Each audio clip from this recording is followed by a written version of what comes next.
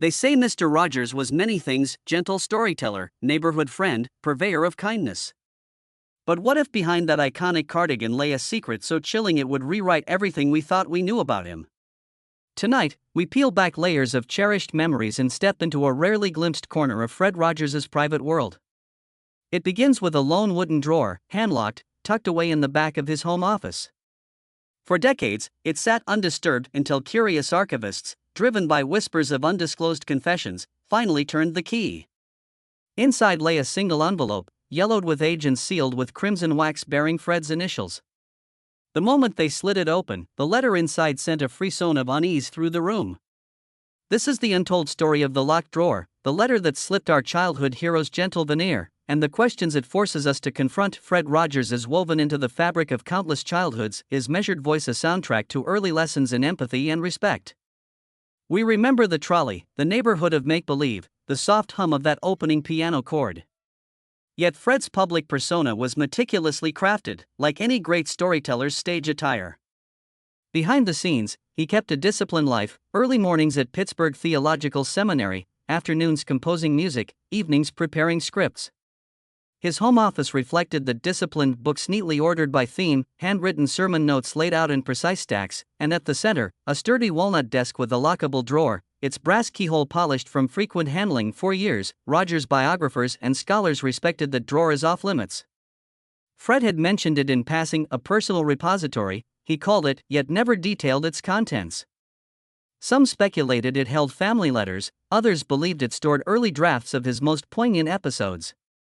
But as the manifold anniversary of Mr. Rogers' neighborhood approached, archivists at the Fred Rogers Center decided it was time to satisfy both historical curiosity and public intrigue. They contacted his widow, Joanne Rogers, who granted a single, unprecedented opening under strict archival supervision.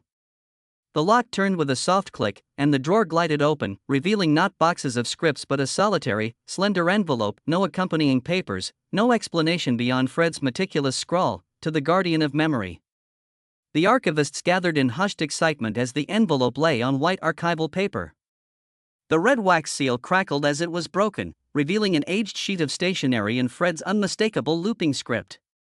The first lines read, "My dearest heart, today I place my confession into your hands, so that when I step beyond the reaches of this world, the truth may find its proper audience." Already, the tone diverged from his trademark gentleness. The letter spoke of a hidden burden, a decade-long correspondence with a confidant whose name was redacted. It hinted at ethical conflicts that Fred had never publicly acknowledged, moments when he questioned whether the messages of love and trust he broadcast so widely masked deeper uncertainties about his own vocation and choices. He wrote of late-night doubts, imagining a universal children's network where his show would never have aired, and confessions of resentment toward those who dismissed his theological training as mere children's fare. He admitted to keeping financial records of his ministry close to his soul, wrestling with the tension between his salaried position at a public broadcasting station and his vow of humility. "I feared that my listeners' trust," the letter continued, "might turn to betrayal if they knew how often I looked upon my own motives with mistrust." The text was punctuated with cryptic references to a Project L, described only as work too delicate for public eyes, and to an unidentified meeting in 1978 that nearly ended his career. By the time the archivists reached the final paragraph, "Should I have erred, let this truth be a cautionary tale for all who place faith in gentle voices," they realized they held something far more unsettling than a rehearsal script. News of the unopened drawer and its contents shattered the serenity surrounding Mr. Rogers' legacy. Within hours, social media buzzed with speculation. Who was his secret correspondent? What exactly was Project L? How deep did his doubts run? Fan pages and academic forums lit up with heated debates. Some decried any breach of privacy, arguing that Fred's personal struggles should remain unexposed. Others claimed the letter's revelations were vital, portraying him as a more complex human being grappling with the same insecurities we all face. Broadcasters that once aired his gentle wisdom now wondered whether to pause reruns or contextualize them with disclaimers. Documentarians scrambled to rewrite scripts, adding ominous new chapters to the beloved narrative, but the most profound impact fell upon families who had passed Fred's messages from parent to child for generations. Suddenly, the very slogan, "Won't you be my neighbor?" felt tinged with an unexpected gravity. Could the serene neighborhood of make-believe have been a refuge from Fred's own inner turmoil? Was the land of kindness a crafted facade, shielding viewers and perhaps Fred himself from an unspoken darkness? Each viewer began to wonder what else lay hidden beneath the gentle songs and reassuring smiles. Scholars and clergy weighed in. Theologians pointed out that doubt is often intrinsic to faith journeys, and Fred's ministry, grounded in unconditional love, might have needed these questions to remain authentic. Television historians noted that many creative visionaries harbor private controversies, artistic conflicts, network battles, ideological skirmishes that the public never sees.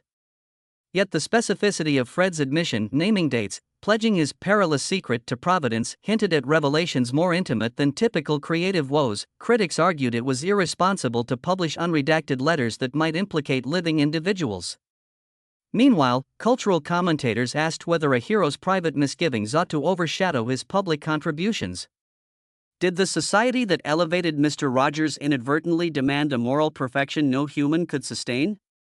As the dust settled, one truth emerged: the letter forced a collective reckoning on how we venerate public figures and manage the dissonance between their ideals and their hidden doubts. Rather than allowing the revelation to tarnish his memory, many educators and community leaders seized the moment to underscore Fred's most enduring lesson: authentic kindness embraces imperfection. Schools held forums where children wrote letters to Mr. Rogers, acknowledging their own uncertainties.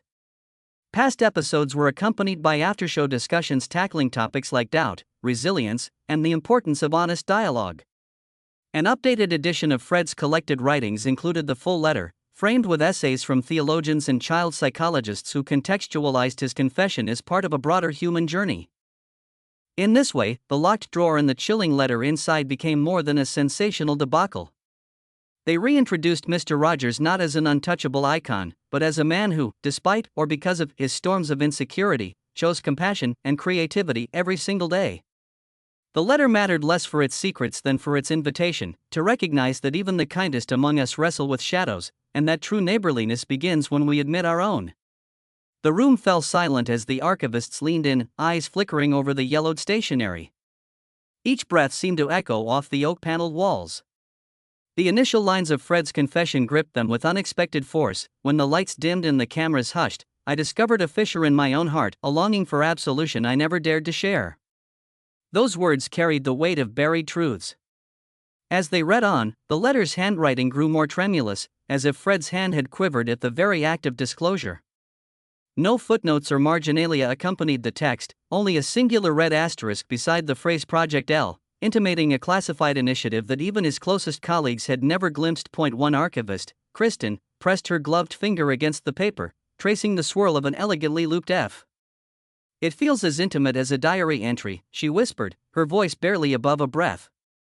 The next paragraph plunged deeper. "I negotiated with network executives, not for airtime, but for the right to address the darker corners of a child's mind, shadows I myself could not yet name." Here, Fred alluded to candid conversations about fear, grief, and moral ambiguity, topics he had skirted on his show but apparently yearned to tackle more directly. He confessed misgivings over the network's veto of an episode exploring childhood loss in raw, unfiltered terms. That veto had gnawed at him, planting seeds of doubt about whether his gentle pedagogy masked an unwillingness to confront genuine pain. Further down, the letter summoned a clandestine meeting held in 1978, described only as the hour of reckoning. Fred refused to name attendees but referenced a coalition of conscience comprised of theologians, child psychologists, and one uncredited NBC executive. He wrote that discussions veered into debates about whether the public could bear to see him fallible, whether children might lose trust in him if they knew their kindly neighbor had wrestled with doubts of his own. The phrase collective betrayal recurred, as though Fred cut himself to spare his audience the pain of knowing how he had bruised himself by questioning his vocation. The archivists felt a chill as they realized this was no ordinary self-examination. It was a deliberate reckoning with the foundational myths of a man who had built a kingdom on kindness. At one point, Fred described the letter's intended recipient, the guardian of memory, and laid out instructions to read the confession only in the event of his passing. "Let the world see that even the gentlest cannot escape the tempests within," he wrote.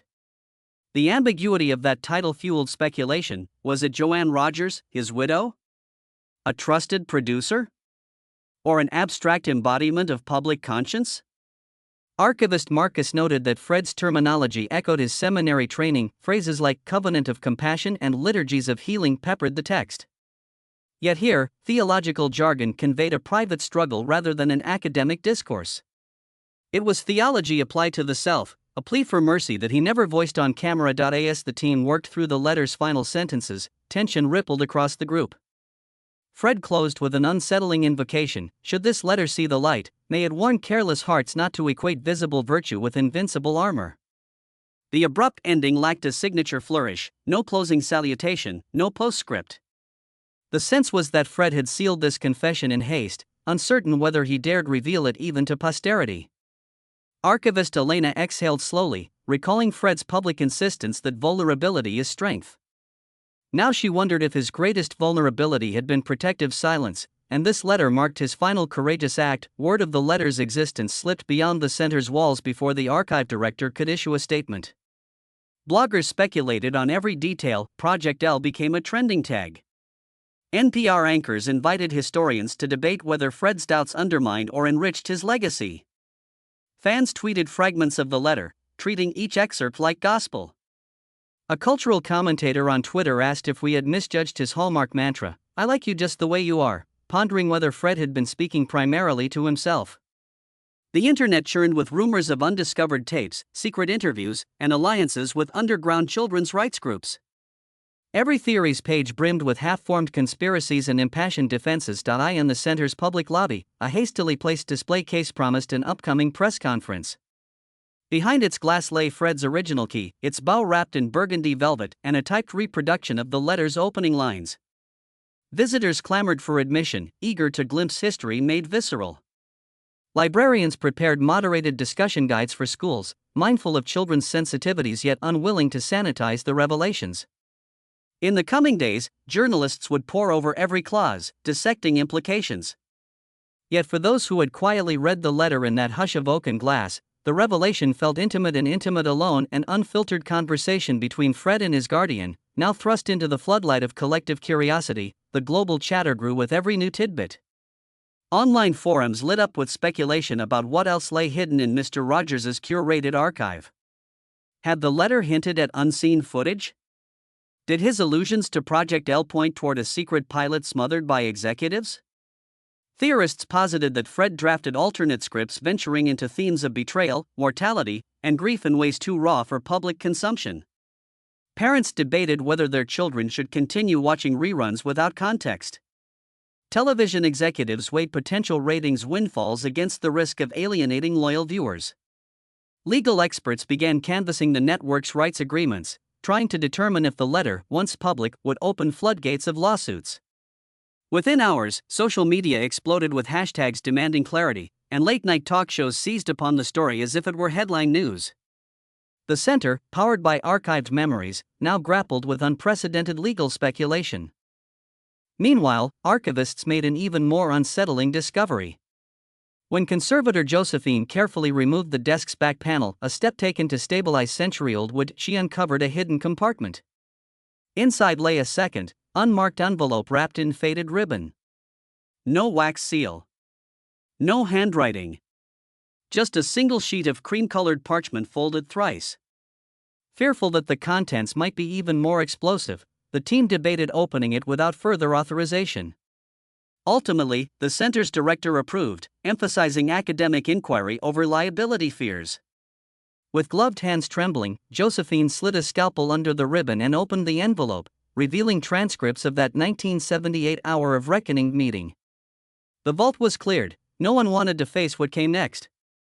The transcript began with an eruption of voices, a theologian's measured question about the moral weight of broadcasting vulnerability, a child psychologist's plea to ensure these conversations do not harm young viewers, and an unnamed NBC executive's curt demand that the audience can't handle our host's faltering faith. Then Fred's own words emerged in stark clarity. "If we confess my doubts," he said, "we risk shattering the trust built brick by brick. But if we don't, we risk building a doctrine we ourselves can't uphold." The room reportedly fell silent at that admission. The transcript described how he proposed a pilot episode exploring childhood sorrow through allegory, but network leaders rejected the idea as too bleak. Most chilling were Fred's closing lines: Better to let children believe in the sun than show them its eclipse. A separate note in the transcript marked with a dagger described Fred's tears as he voiced these doubts, a raw sincerity that many found profoundly unsettling. News of the transcript leaked immediately. Media outlets scrambled to verify authenticity, while philosophers weighed in on concealing certain truths from children. Protesters appeared outside PBS, clutching placards reading "Transparency is kindness and trust, not censor." The Fred Rogers Center prepared for a deluge of Freedom of Information requests. Some academics hailed the transcript as a milestone in media ethics, arguing it validated the idea that public figures must sometimes guard their vulnerabilities to maintain trust. Others accused Rogers of paternalism, contending he deliberately withheld painful topics from his audience. Educators worried about how to address the revelations with young viewers, while longtime fans debated if they could ever watch an episode without recalling the hidden sorrow. The polarized debate erupted across opinion pages, talk radio, and educational panels, as society confronted the tension between sheltering innocence and honoring autonomy. Inside the Rogers Center vault, a council of trustees convened an emergency session. Some urged immediate publication of both the letter and transcript, claiming Fred's own words demanded unvarnished honesty. Others counseled restraint, advising an annotated release with scholarly commentary to soften the blow. Joanne Rogers, Fred's widow, faced appeals from fans and legal advisors alike.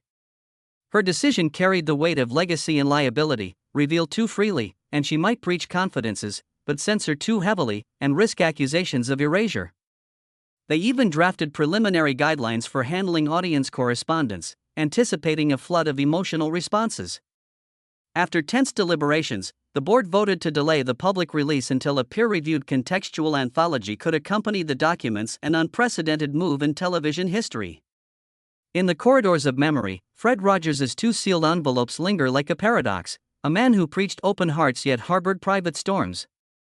As archivists secure the documents for another day, and public opinion ferments in new debates, one question resonates: what does it mean to trust a neighbor whose house has secret rooms? The next chapter will push us further, exploring the legal, philosophical, and emotional ramifications of Fred Rogers' clandestine confessions, and whether we can reconcile the gentle legacy of Mr. Rogers with the haunting shadows of his own concealed doubts. The fallout from Fred Rogers' hidden revelations unfolded faster than any trolley ride could take viewers to the neighborhood of make-believe. With the trustees' conditional embargo in place, digital leaks bypassed the center's carefully constructed timeline. Snippets of that hour of reckoning transcript surfaced on clandestine file-sharing sites, sparking a moral panic that rippled across schools, living rooms, and editorial boards. Parents frantically Googled summaries before deciding whether to shield young eyes from reruns. At the same time, legal teams swarmed the network's archives, poring over decades-old contracts to establish who held true ownership of personal correspondence. An amicus brief filed in federal court argued that Fred's letter fell under writer's privilege, while opposing counsel contended that Rogers' voluntary broadcast of other personal stories negated any expectation of absolute privacy. Amid the chaos, philosophical debates roared: is it kinder to shield children from existential dread, or crueler to speak only in euphemisms? Child psychologists weighed in on morning news segments, asserting that exposure to grief and doubt, if handled sensitively, fosters emotional resilience. Radical transparency advocates countered that sanitizing narratives undermines trust, suggesting Mr. Rogers' carefully cultivated persona was itself a form of paternalist censorship. Universities announced symposiums, The Ethics of Hidden Truths in Children's Media and Trust, Doubt, and the Public Intellectual. Meanwhile, news magazines commissioned think pieces exploring whether collective cultural memory could withstand such a breach. Each article insisted on one final question: can an icon of unconditional kindness survive the glare of revealed imperfection? Behind closed doors at the Fred Rogers Center, archivists and scholars wrestled with their own crisis of conscience. The letters and transcripts represented both treasure troves of historical insight and potential catalysts for irreparable reputational damage. To mitigate harm, they drafted contextual essays situating Rogers' confession within broader traditions of faith and doubt. They consulted theologians who emphasized that many saints and prophets journeyed through darkness before shining light. They invited child development experts to frame Rogers' yearning to address sorrow as an act of radical compassion rather than risk aversion. These scholarly annotations would accompany any public release, guiding readers through the delicate terrain between admiration and disillusionment. Yet for every effort to contextualize the letter, countervailing forces amplified its allure as a forbidden text. Late-night hosts joked about Mr. Rogers, the unauthorized director's cut, while tabloid headlines screamed of Fred's secret sin or the shadow in the sweater. Fans uploaded video montages set to somber piano riffs, pairing Fred's most iconic counsel, "It's okay to be scared," with the letter's most harrowing lines. In online support groups, bewildered viewers confessed they felt betrayed. How could the same man who taught generations to express feelings conceal his own deepest fears? Others doubled down, arguing that vulnerability is messy and that Rogers's admission only humanized him further. Profiles emerged of children's media franchises that had weathered similar storms: Sesame Street's heartbreak over Joan Gans Cooney's personal tragedies, Disney's careful handling of Walt Disney's lesser-known business disputes, and Captain Kangaroo's archived diaries revealing moments of self-doubt. Each case study offered strategies for preserving audience trust, authentic follow-up programming, moderated community forums, and transparent apology campaigns. The Fred Rogers Center considered these precedents, debating whether a liminal Dear Neighbor special, hosted by Joanne Rogers, could bridge gaps, allowing viewers to witness grief and hope coexisting. Such a program might restitch the frayed bonds between icon and audience, but it risked resurrecting trauma rather than healing it. As public pressure mounted, the digital black market for complete transcripts and personal annotations ballooned. Underground auctions offered physical photocopies of the drawer's contents for thousands of dollars. Hackers claimed to possess forgotten videotapes in which Fred candidly discussed the letter with his brother. Even AI deepfake experts threatened to recreate lost footage, proposing simulated scenes of Rogers confronting his doubts on camera. These developments underscored a chilling irony: the more Rogers sought to safeguard his vulnerabilities behind locked drawers, the more voraciously the world pursued them. In the swirl of competing narratives, legal wrangling, academic framing, fan outrage, and clandestine distribution, the essential question remained deeply personal: what does it mean to trust a figure whose own trust in himself wavered? For parents, the dilemma crystallized at bedtime: do you continue to play the cheerful theme song, or do you turn to reruns with a cautious heart? For longtime fans, the revelation invited both discomfort and compassion. The man who taught children to name their feelings had, in his own house, named his shadows and entrusted them to a sealed drawer. Now that the world knelt by his confession, we faced a stark choice: recoil from a flawed hero, or embrace his courage to unburden a truth more chilling and more human than any fairy tale. In the weeks that followed the transcript leaks, a cautious optimism quietly emerged among educators, parents, and media professionals. Rather than allowing the revelations to fracture Fred Rogers' legacy, a coalition formed to weave his hidden truths into constructive dialogue. PBS announced a limited Behind the Cardigans series, pairing classic neighborhood of make-believe episodes with adult-oriented roundtable discussions.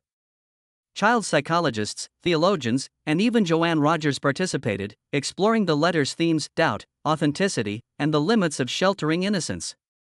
Late-night viewings invited parents to confront the complexities they themselves might once have hidden from their children. By juxtaposing Fred's on-screen rhetoric with excerpts from his confession, these specials reframed his private vulnerabilities as an extension of the empathy he taught, turning a potential crisis into a moment of communal growth. Meanwhile, schools began integrating the letter into social-emotional learning curricula. Rather than shielding young students, some districts invited age-appropriate conversations around fear and uncertainty. Teachers read simplified passages of the confession, guiding discussions about how even heroes feel doubt and how expressing it can foster resilience. Art classes encouraged children to create feeling maps, inspired by Fred's neighborhood charts but enriched with spaces for shadows and questions. Guidance counselors noted a spike in students articulating their own worries, finding solace in knowing someone they admired had trodden similar terrain. The letter became less an object of scandal and more a tool to normalize emotional honesty, ensuring Fred's core message, "It's okay to feel what you feel," resonated with greater nuance and power. The Fred Rogers Center, a series of community workshops under the banner "Confession is Compassion," offered space for adults to explore the letter's implications. Facilitators used Rogers' admission to model therapeutic techniques, writing private reflections, sharing fears within trusted circles, and practicing active listening without judgment. These sessions drew former fans turned allies, those who felt betrayed, and those who saw the confession as a gift of deeper authenticity. For many, reading the letter became a process of personal catharsis, unlocking long-buried doubts and initiating healing conversations with family members. The stark honesty of Fred's words validated that vulnerability is not weakness but a bridge toward greater connection. Digital platforms, initially a vector for rumor, transformed into vibrant learning hubs. The center launched an interactive microsite where users could explore annotated segments of the letter alongside interactive timelines, video commentaries, and archival materials. Visitors could click on Project L to access contextual essays by media historians, or select the Hour of Reckoning transcript for scholarly narration highlighting its theological underpinnings.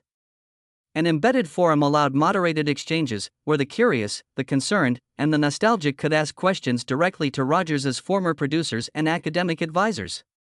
Rather than succumbing to conspiracy, the online space fostered informed investigation, channeling the public's appetite for disclosure into structured, respectful inquiry. For adult fans, the revelations sparked renewed appreciation for Rogers's artistry and integrity.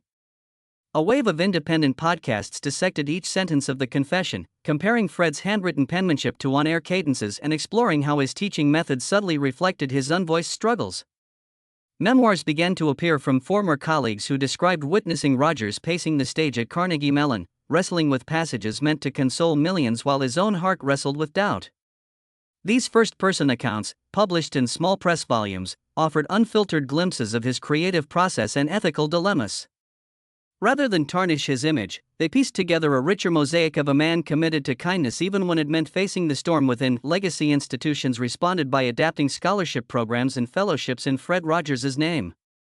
Grants for children's media projects now prioritize explorations of vulnerability, encouraging creators to tackle pain, loss, and moral ambiguity with sensitivity. University departments of childhood studies introduced courses entitled Ethics, Empathy, and Media, placing Rogers's letter at the center of their syllabi. Filmmakers applied for funding to develop documentaries that would trace the ripple effects of that drawer's opening, from community healing to shifts in public discourse. In doing so, the letter transcended private confession to become a catalyst for innovation in education, psychology, and the arts. Through these multifaceted responses, the chilling power of the locked drawer's contents was transformed into a beacon of collective growth. Fred Rogers's private admission, once a potential stain on a beloved icon, became an enduring testament to the universal necessity of grappling with fear and doubt. It reaffirmed that true kindness does not erase shadows but illuminates them, inviting each of us to share our own hidden corners in the pursuit of genuine connection. In facing his own vulnerabilities head-on, Rogers left behind not only a television legacy but a living model of compassion in action, proof that the most haunting revelations can, when met with courage and context, strengthen the bonds that define our shared humanity. Ultimately, the moment that began with the cracking of a simple wax seal rippled across generations, transforming the way we perceive Mr. Rogers and ourselves. This extraordinary letter, once locked away in a solitary drawer, forced us to confront the reality that even the most beloved public figures carry private doubts and existential questions. Far from undermining his affirmation of kindness, this revelation deepened it, showing that vulnerability is the root of genuine compassion. By exposing his inner struggles, Fred Rogers extended an unspoken invitation: if a gentle neighbor could wrestle with shadows hidden behind closed doors, so could we in our own lives. This chilling confession became a catalyst for global conversations about emotional honesty and resilience. It challenged households to revisit cherished episodes of the neighborhood of make-believe with fresh eyes, acknowledging not only puppets and painted backdrops but also the human heart behind the screen. Across living rooms and schools, families paused to discuss the weight carried by a voice once taken purely for granted. Perhaps most poignantly, the letter taught us that kindness is not a fixed performance but an ongoing practice requiring self-awareness, accountability, and the humility to admit when our own faith and mission wavers. In classrooms and counseling centers alike, educators integrated Fred's hidden confession into curricula and training programs. Social-emotional learning modules across dozens of school districts added age-appropriate discussions on doubt and honesty, inviting students to reflect on personal fears through collaborative art projects and guided journaling exercises. Counselors reported a surge in student engagement when Mr. Rogers's admission was discussed alongside puppet characters and neighborhood maps. Children connected the concept of feeling uncertain to characters like King Friday or Daniel Tiger, enriching their emotional vocabulary. Parent workshops offered strategies for framing conversations about fear, loss, or anger, using Fred's original words as a compassion-driven script template. In this way, the letter bridged generations in pedagogies, demonstrating that the language of empathy thrives when paired with raw authenticity. The media landscape also adapted to embrace this new dimension of public vulnerability. Rather than sensationalizing the scandal, documentary filmmakers and journalists shifted gears to craft narratives that emphasized healing and growth.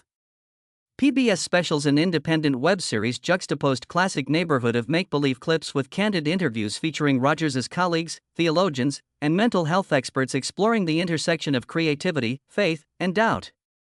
Podcasts emerged, each episode dissecting a single paragraph of the letter to unpack its theological and psychological resonance.